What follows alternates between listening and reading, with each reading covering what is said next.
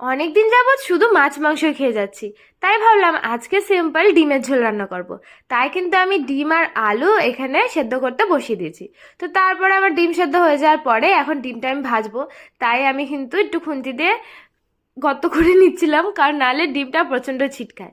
তো লবণ হলুদ মাখিয়ে ডিম ভাজতে ভাজতে আমি এখানে কিন্তু আরেকটা পদ রান্না করে নিচ্ছি, বরবটি আর আলু ভাজা। তো এই হতে না হতেই আমি কিন্তু ততক্ষণে আমার মশলাটাও করে রেখেছি, আর তারপরে সেদ্ধ করা আলু একটুখানি লবণ হলুদ দিয়ে ভেজে নিয়েছি। তারপরে তেলের মধ্যে একটুখানি শুকনো লঙ্কা তেজপাতা ফোড়ন দিয়ে একে একে পেঁয়াজ কুচি আর টমেটো কুচি দিয়ে ভালো করে নাড়িয়ে নিয়েছি। তারপরে যে পেস্টটা করে রেখেছিলাম আদা রসুন আর কাঁচা লঙ্কা, ওটা দিয়ে দিয়েছি।